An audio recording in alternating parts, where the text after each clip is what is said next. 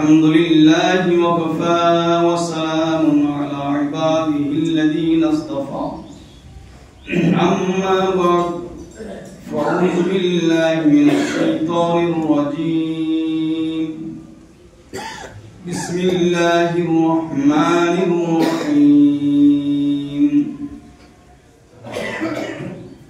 إن الصلاة تنهى عن الفحشاء والمنكر وقال النبي صلى الله تعالى عليه وسلم يأتي على الناس زمان لا يبقى من الإسلام إلا اسمه ولا يبقى من القرآن إلا رسمه مساجدهم عامرة وهي خراب من الهدى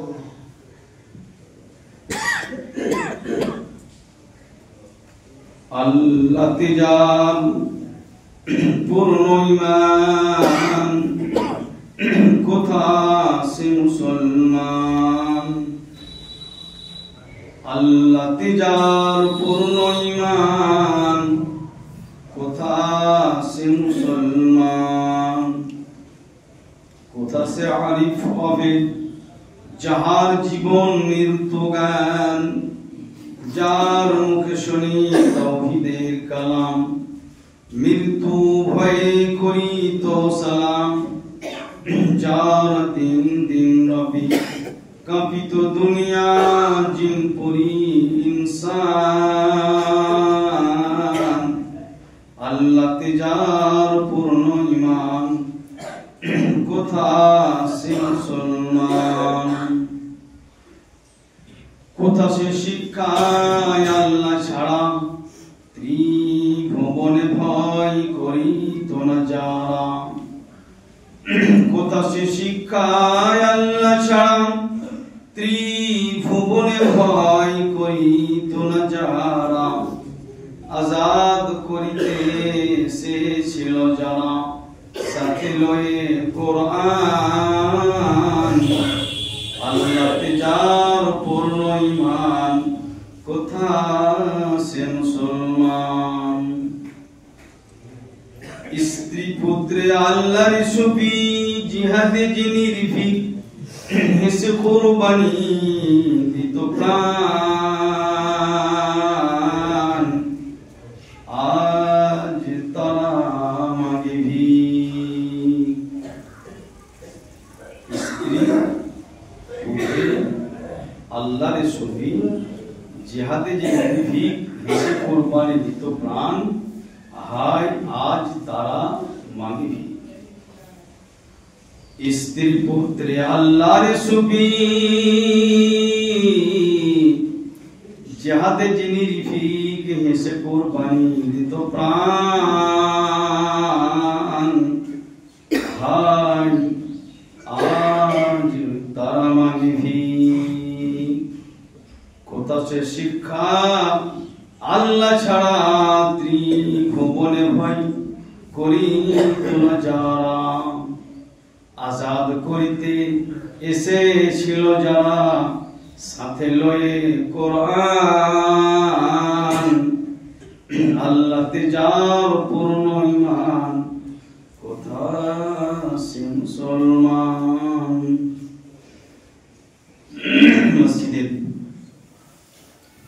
সুযোগ্য ইমাম সাহেব সমবেত আজকের বিভিন্ন জায়গা থেকে আগত মুসল্লিগণ যাবতীয় প্রশংসা ও হামদনা একমাত্র মহান আল্লাহ ওয়াহদাহু লা শারীকের জন্য সেই আল্লাহর অগণিত প্রশংসার পর আমাদের শেষ নবী সাইয়্যিদুল মুরসালিন খাতামুন নবিয়্যিন শফিউল মুজনিবিন তাজদার মাদানী মুহাম্মদুর রাসূলুল্লাহ বলুন সাল্লাল্লাহু আলাইহি ওয়াসাল্লাম তার প্রতি শান্তি দরুদ বর্ষিত হোক আল্লাহুম্মা সাল্লি আলাইহি আল্লাহুম্মা বারিক আলাইহি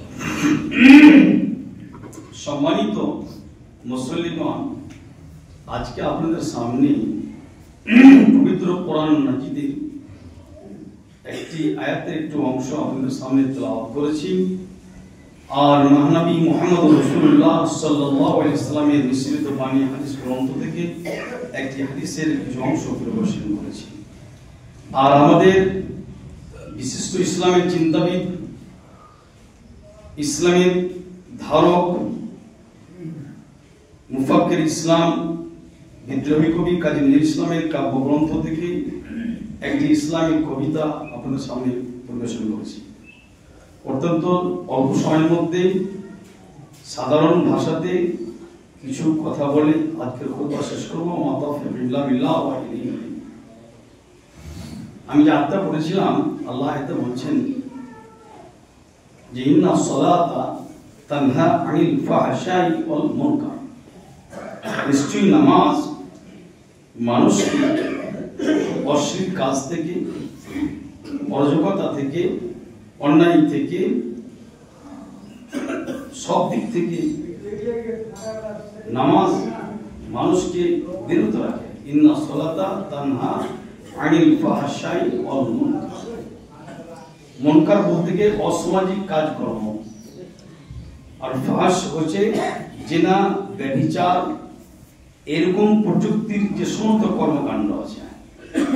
যেমন অনেক মুরব্বী আছে, অনেক সমাজের মানুষ আছে, বয়স হয়ে গেছে, যথেষ্ট পরিমাণে বয়স হয়ে গেছে, চায়ের দোকানে বসে বসে ও সিনেমা দেখছে, প্রোগ্রাম দেখছে, নোংরা ছবি দেখছে, অশ্লীল ছবি দেখছে, দেখার চেষ্টা করছে, কথাতে কথাতে তার মুখ থেকে অশ্লীল ভাষা প্রয়োগ হচ্ছে, বের হচ্ছে।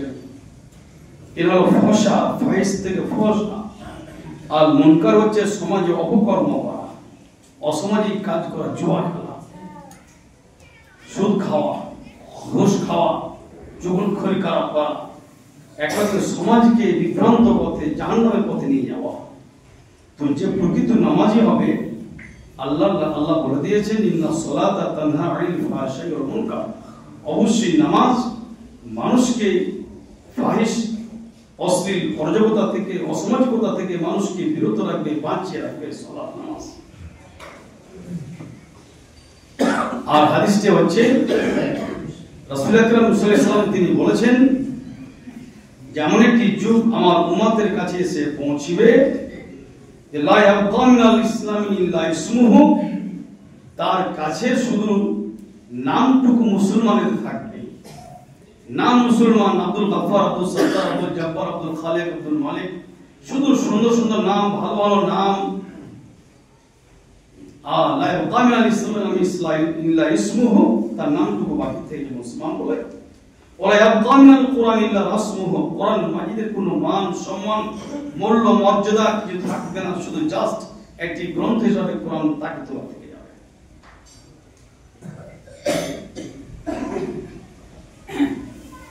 লা ইয়াবকা মিনাল ইসলামি ইল্লা ইসমুহু ওয়া লা ইয়াবকা মিনাল কুরআন ইল্লা রাসমুহু মাসাজিদুহুম আমিরাতুন ওয়া হিয়া খারাবুন মিনাল হুদা। মসজিদ খুব বিল্ডিং প্রাপ্ত হবে, মসজিদ দোতলা, তিনতলা, চারতলা, পাঁচতলা বিল্ডিং হবে, এয়ার কন্ডিশন কুলার ফিট করে দিয়ে মসজিদের ভিতরে চলছে, দামি দামি মূল্যবান বস্তু দিয়ে মসজিদকে সাজানো, সুসজ্জিত করা হচ্ছে, কিন্তু খারাবু মিনাল হুদা, মুসল্লি থাকবে না, নামাজি থাকবে না। আমি এবার রমজান মাসে 3টা থানাতে নামাজ পড়েছি, সাগরদিঘি থানা, লালগোলা থানা, রঘুনাথ থানা, এই 3টা থানাতে নামাজ পড়েছি আমি। বিশেষ কারণ আমি গিয়েছিলাম এই কয়েকটা জায়গা, আমি কিন্তু মুসল্লি খুঁজে পেলাম না। রমজান মাসে,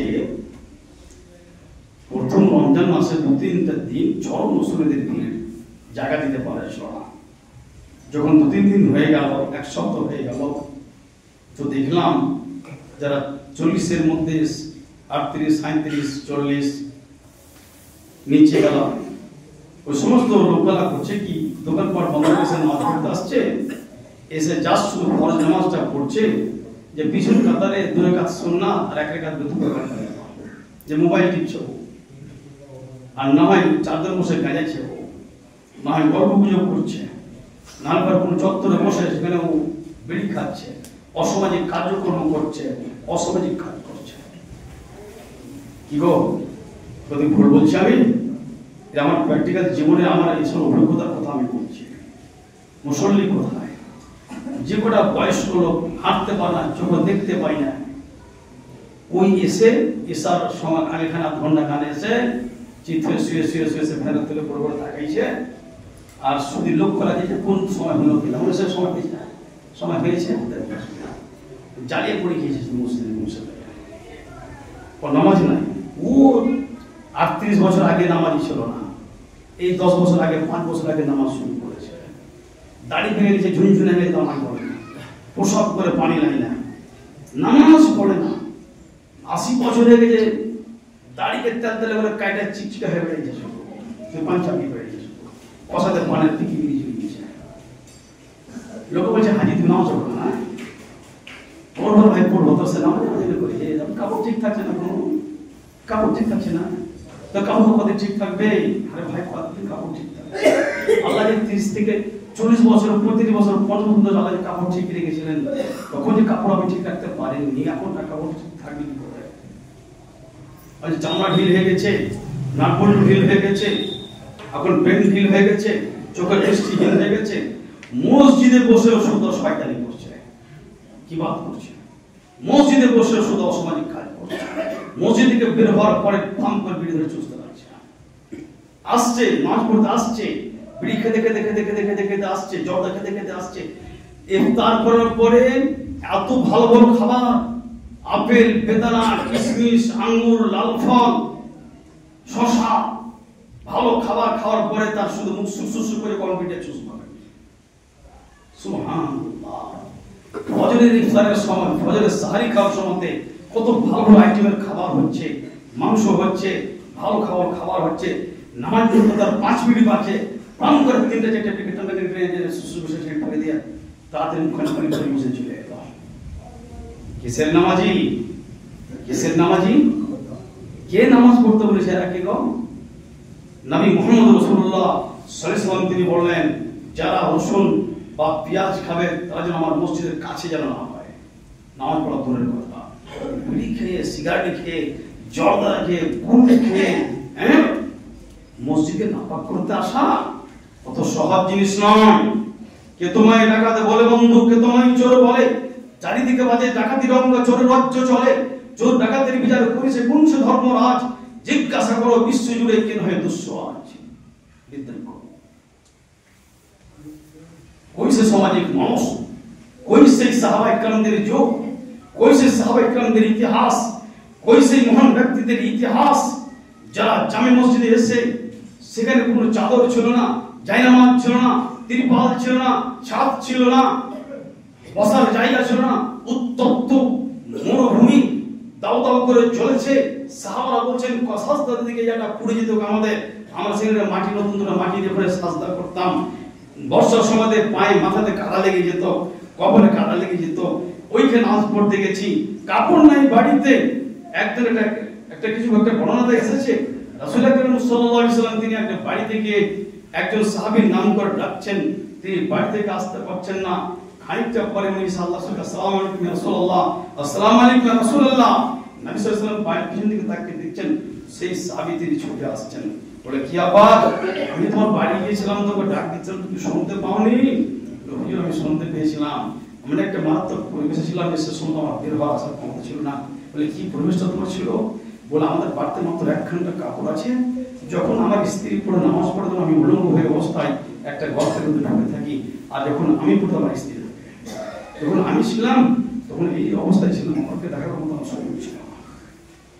বাড়িতে 1 বোঝা কাপড়, 1 আলমারি কাপড়, আল্লাহ ভর্তি কাপড়, নামাজ নাই, নামাজ নাই।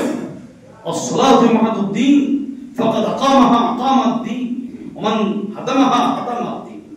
আল্লাহ রাসূল সাল্লাল্লাহু আলাইহি ওয়াসাল্লাম বললেন যে নামাজ হচ্ছে দিনের চাবি, দিনের খুঁটি, দিনের স্তম্ভ। যারা কে প্রতিষ্ঠিত করলো তারা দিনকে প্রতিষ্ঠিত করলো, যারা দিনকে নষ্ট করলো, নামাজ নষ্ট করে দিল, তার ধর্মকে সে নষ্ট করে দিল। রাসূলুল্লাহ সাল্লাল্লাহু আলাইহি ওয়াসাল্লাম বললেন as-সালাত মিফতাহুল জান্নাহ, as-সালাত মিফতাহুল জান্নাহ। শেষ অবস্থায় রাসূল ইসলাম শয্যাগত অবস্থায় মনে শেষ দুনিয়া ছেড়ে চলে যাচ্ছেন, সাহাবাদেরকে বলছেন, আমার সাহাবায়ে কেরামরা, আসসালাতু মিফতাহুল জান্নাহ, ওগো আমার সাহাবা তোমরা জেনে রেখো, নামাজ হচ্ছে দ্বীনের চাবি, নামাজ হচ্ছে জান্নাতের চাবি, সালাত হচ্ছে জান্নাতের চাবি। যার নামাজ নাই তার জান্নাতের চাবি নাই। আসসালাত আসসালাত আসসালাত। মসজিদে নামাজ পড়তে আসছে মুসল্লিরা, আমাদের 100 মধ্যে 75% প্রায় ঘুমিয়ে থাকে, দুই হাতের ভিতরে মাথাকে ঢুকে ঘুমিয়ে থাকে। খুতবা কি দিচ্ছে কোনো গুরুত্ব নাই, খুতবা সম্পর্কে কোনো চেতনা নাই। সাহাবায়ে কেরাম যখন রাসূল সাল্লাল্লাহু আলাইহি ওয়াসাল্লাম খুতবা দিতেন, সাহাবারা চাতক পাখির মতো নবীর মুখ থেকে তাকিয়ে থাকতেন যে তিনি কি বলছেন, শব্দটা কি বের হচ্ছে নবীর মুখ থেকে। সাহাবারা বলছেন যে আমরা এত দৃষ্টির মগ্ন সহকারে আমরা আল্লাহ রাসূলের খুতবা শুনতাম যে কার নাম উসুক তয়ের, মাথাতে পাখি বসে গেলে পাখি বুঝতে পারতো না এটা কোনো মানুষের মাথা না, এটা ঢিবে আমি বসে আছি। নামাজ পড়ে মানুষের খুতবা দেয় আর মুসল্লিরা ঘুমায়, মুসল্লিরা ঘুমায়, মাথা চলে যায়। তখন ওই লোকটা যখন চায়ের দোকানে গল্প করছে তার ঘুম নাই, আর ক্যামবোর্ড খেলছে তার ঘুম নাই, টিভি দেখছে তার ঘুম নাই, দোকানে কাজ করছে তার ঘুম নাই, ব্যবসা করছে তার ঘুম নাই, আর মসজিদে সেবা তার ঘুম চলে আসে। কিসের নামাজ? ইন্নাস সালাতা তানহা আনিল ফাহশাই ওয়াল মুনকার, এটা আল্লাহ পবিত্র ভাষা তিনি বলে দিয়েছেন। ঠিক আমি বলছি মহান আল্লাহর ভাষা, মহান আল্লাহর ভাষা, মহান আল্লাহর ভাষা, আল্লাহ বলেছেন। আজ গোটা বিশ্বের মুসলিম আমরা নিরাপত্তাহীনতায় আমরা ভুগছি, আমাদের কোনো ব্যক্তিত্ব নাই, কোনো অস্তিত্ব নাই। এই জাতি এত নিচু, এত হীন অবস্থায় বসে গেছে, এদের কাছে কিছু নিরাপত্তা বলে কিছু নাই। সমাজ বলে কোন মুসলিম জাতির কোন সমাজ নাই, যেই সমাজে জেনা ব্যভিচার হতে হতে হতে হতে হতে হতে নিজের মেয়ে পর্যন্ত আর রিহাই পায় না, নিজের প্রতিবেশী পর্যন্ত রিহাই পায় না, নিজের আরো আত্মীয় রিহাই পায় না। এদের আর পশুদের পার্থক্য আছে কোন জায়গাখানে? হ্যাঁ, আছে কোন জায়গাখানে পার্থক্য? কি জবাব দিবি সেই দিন, কি জবাব দিবি সেই দিন, ভেবে কর মাথা নিচু। কি জবাব দিবি সেই দিন, ভেবে কর মাথা নিচু। ওরে পাগল, তোদের মুচির ব্যবহারে তফাৎ দেখি না কিছু। এই মুসলমানেরা যারা নাম নিয়ে মুসলিম দাবি করেছ, যারা মদ পান করছো, যারা সামাজিক কাজ করছো, যারা নোংরামি করে বেড়াচ্ছ, কোন ইসলাম নিয়ে মুসলিম নাম নেই, বলো তুমিতে আর কোন গাছের চামারের বাচ্চাতে তোমার মধ্যে পার্থক্য কি আছে? বলো তুমি। ওই দোকানগুলো তুমি বসে বসে মদ খেয়ে আসো, পেট ভরে তুমি মদ খেয়ে আসো, আসার পরে তুমি বাড়িতে ফিরে নিয়ে আসো, তোমার ওই সাথী যেখানে তুমি খেয়েছো, একজন চামারের বাচ্চা সে ওখানে খায়, সেখানে রবিদাস খায়, সেখানে মঙ্গল দাস খায়, আর তুমি মাওলানার ছেলে, তুমি একজন হাই সাহেবের ছেলে, তুমি একজন সমাজের ছেলে, তুমি একজন অফিসারের ছেলে, তুমি মদ খাও। তো বলো তোমাতে আর ওতে পার্থক্য কোন জায়গাখানে আছে? তাই কবি বলছেন, কি জবাব দিবি সেই দিন, ভেবে কর মাথা নিচু। তোদের মুচির ব্যবহারে তফাৎ দেখি না কিছু। কোথায় পার্থক্য আছে ভাই? কোথায় পার্থক্য আছে? কিসে? যে গরুর গোশত খাওয়ার লেগে, মাংস গরুর তার লেগে, গরুর গোশত খেলে পারে মুসলমান হয়ে যাবে? হিন্দুর গোশত খেয়েছে। আমি তামিলনাড়ু গেলাম, জামে দারুস সালামের প্রধান ছাত্র আমরা, এইসব এলাকাতে তামিলনাড়ু চিনতে পারতাম না। এ তো সেদিন চেন্নাই যাচ্ছে খাই, আসলে মাদ্রাস চেন্নাই নয়, চেন্নাই হচ্ছে মুসলমানদের খুব আভিজাত্য জায়গা, এর নাম হলো মাদ্রাস।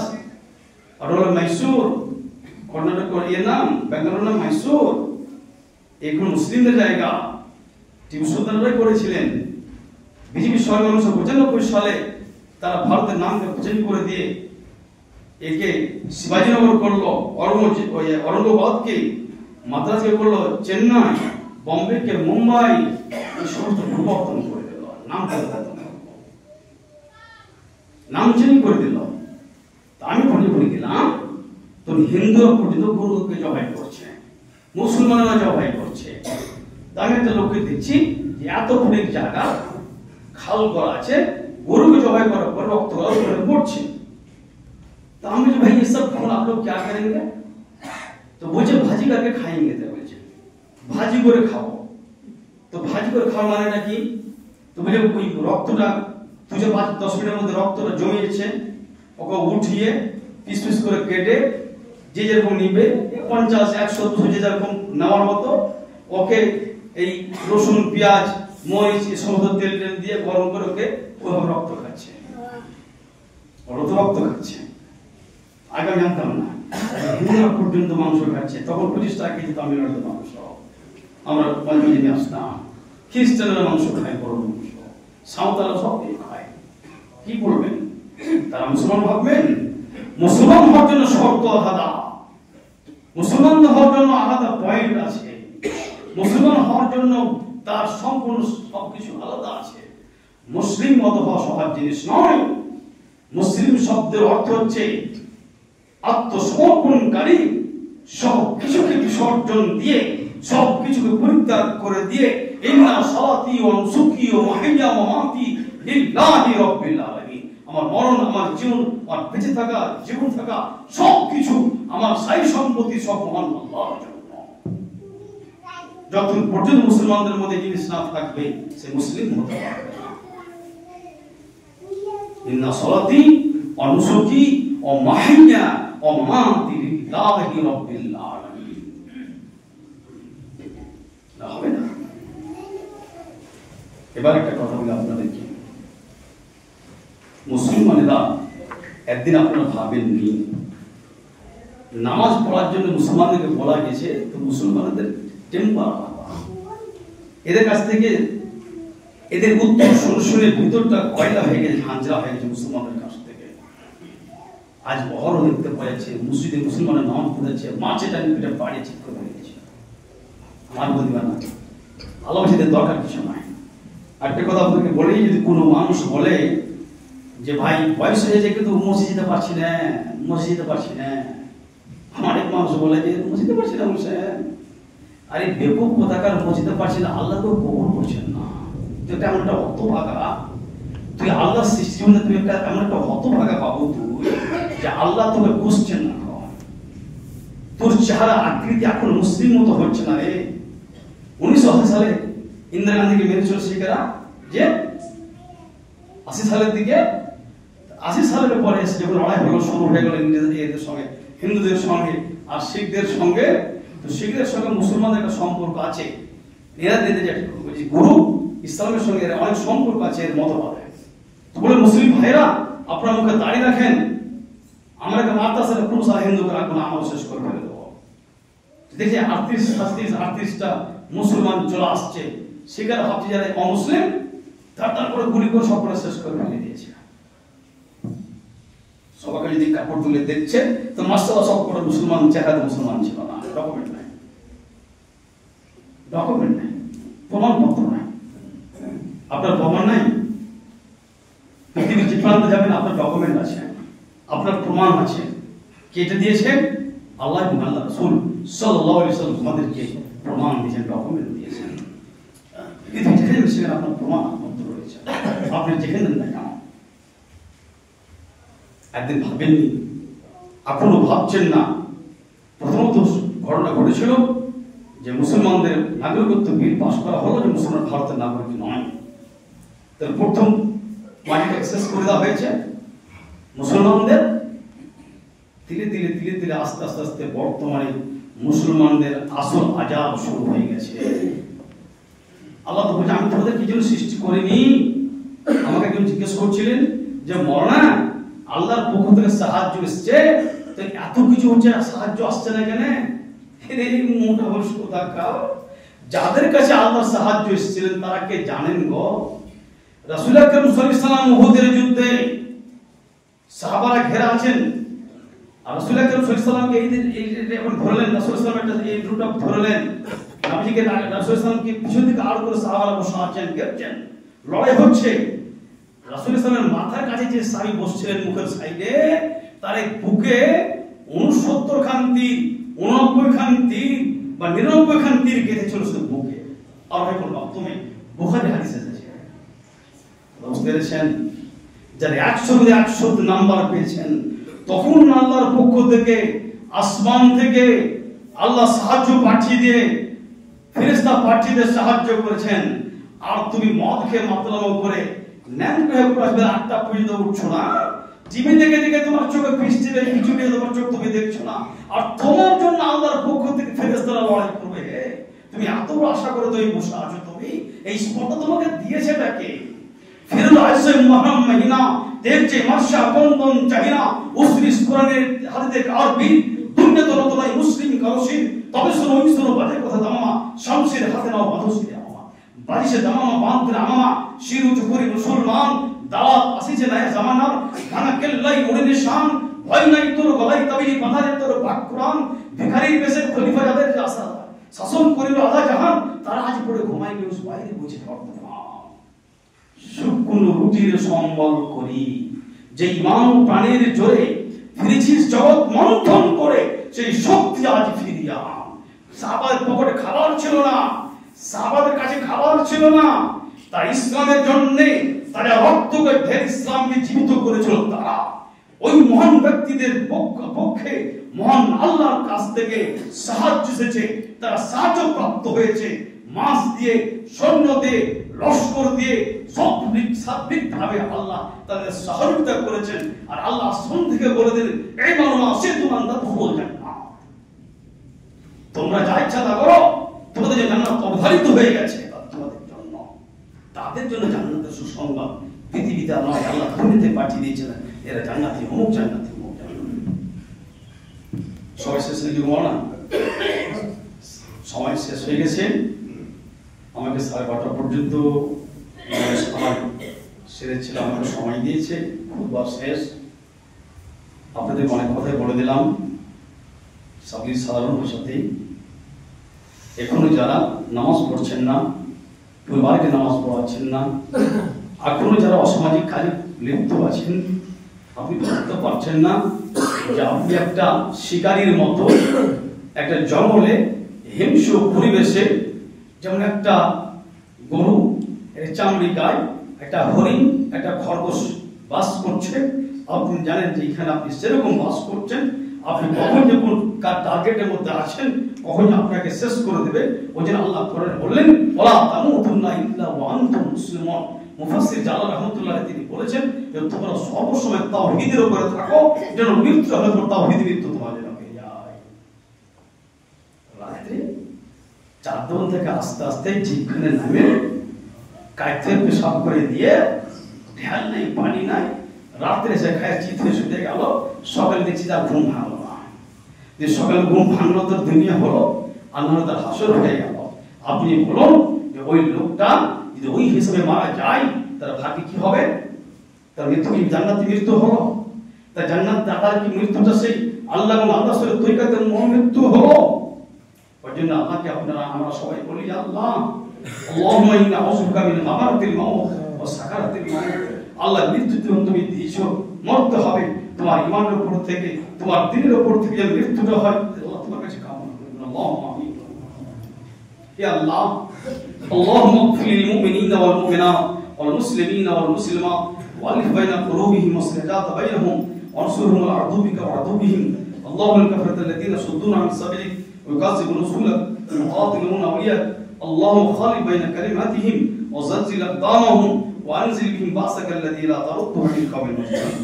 عباد الله أوصيكم بتقوى الله إن الله يأمر بالعدل والإحسان ويأتي القربى والنهي عن الفحشاء والمنكر والبغي يعظكم لعلكم تذكرون اذكروا الله يذكركم وادعوه يستجب لكم ولذكر الله تعالى محمد أكبر.